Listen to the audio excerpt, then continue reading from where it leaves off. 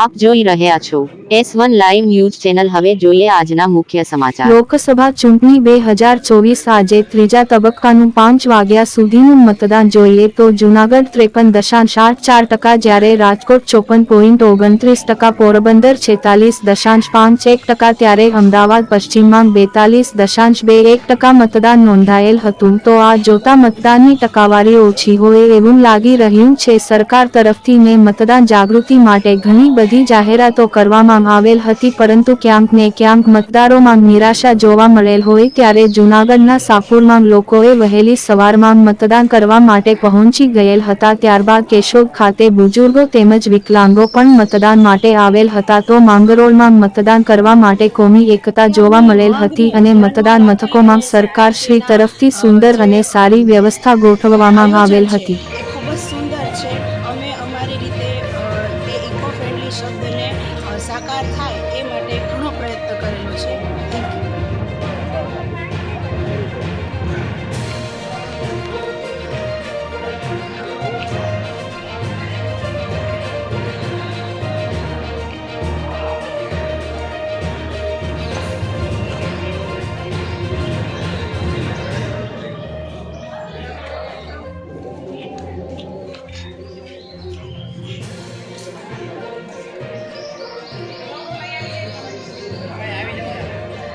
Bike आप ही दे है।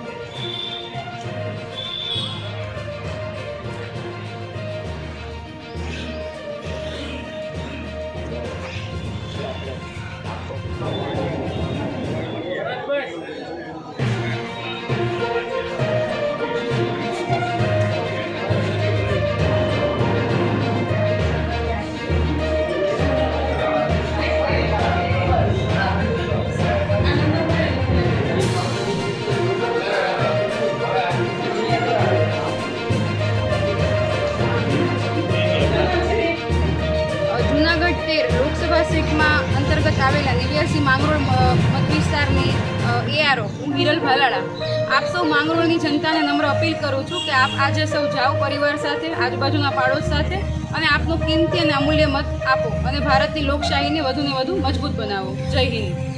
અહેવાલ નિમેશ કુમાર, જૂનાગઢ, ચેનલ હેડ ધીરુભાઈ ટાલ।